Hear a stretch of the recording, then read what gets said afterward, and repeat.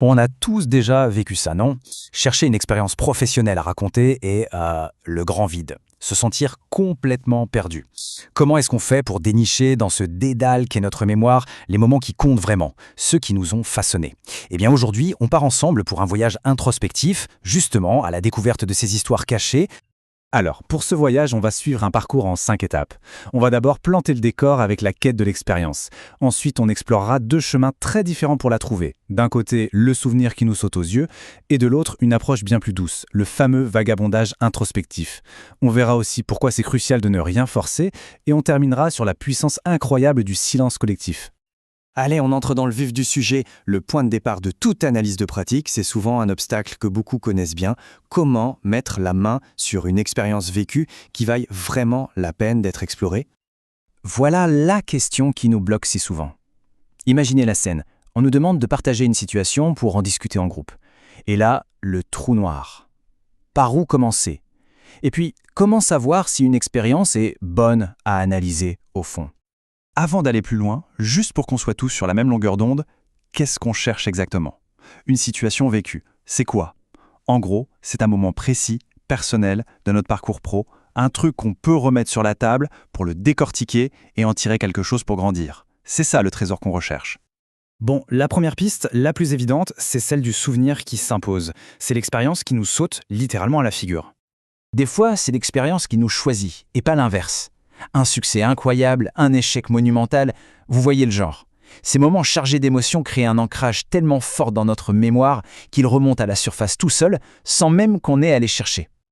Mais attention, c'est là qu'il y a un piège, et c'est un avertissement vraiment crucial. La source le dit très bien. Ce n'est pas parce qu'on a vécu une situation de manière super intense qu'elle sera forcément intéressante à analyser. Autrement dit, l'émotion brute, toute seule, ne garantit pas un bon apprentissage. Ça nous amène à la deuxième voie. Une approche beaucoup plus subtile, plus réfléchie, qui est parfaite quand justement aucun souvenir ne s'impose. C'est ce qu'on appelle le vagabondage introspectif. Et pour décrire ce processus, la source utilise une image que je trouve magnifique, le vagabondage cognitif émotionnel. Pensez-y un instant. Un vagabondage. Ce n'est pas une course vers un but précis, c'est une balade, une flânerie curieuse, dans les paysages de notre propre mémoire. Mettons-les face à face à ces 2 approches. D'un côté, on a le souvenir qui jaillit. C'est spontané, c'est intense, mais ça peut aussi nous aveugler. Et de l'autre, on a le vagabondage introspectif. C'est une quête volontaire, beaucoup plus calme, qui permet souvent de déterrer des pépites, des prises de conscience bien plus profondes et inattendues. D'accord. Mais concrètement, comment on s'y prend pour vagabonder de manière efficace? Eh bien, tout tient en un seul principe. C'est l'art de ne pas forcer. Le processus, il est simple, mais il demande un peu de pratique. D'abord, on se coupe du monde, on tourne son regard vers l'intérieur. Ensuite, on se crée une sorte de bulle introspective, un espace mental à l'abri du bruit. La 3e étape, c'est la plus délicate. On laisse notre mémoire flotter librement, sans lui donner d'ordre. Et enfin, la clé du succès, on accueille ce qui remonte, peu importe que c'est, sans aucun jugement. Et si rien ne vient, qu'est-ce qu'on fait? La règle d'or est simple, on ne force jamais. Si le silence persiste, c'est peut-être juste que ce n'est pas le bon moment. Point. Toute l'efficacité de ce processus repose sur cette absence de pression. Il faut s'autoriser le droit de ne pas trouver.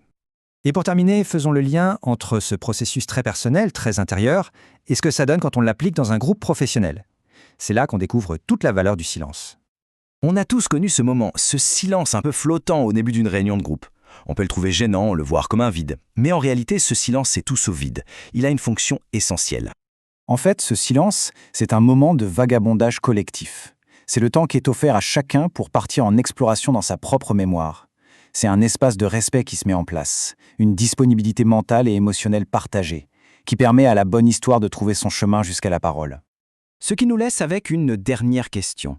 Si on s'autorise cette exploration en douceur, cette écoute attentive, quelle histoire notre propre mémoire attend-elle patiemment de nous raconter?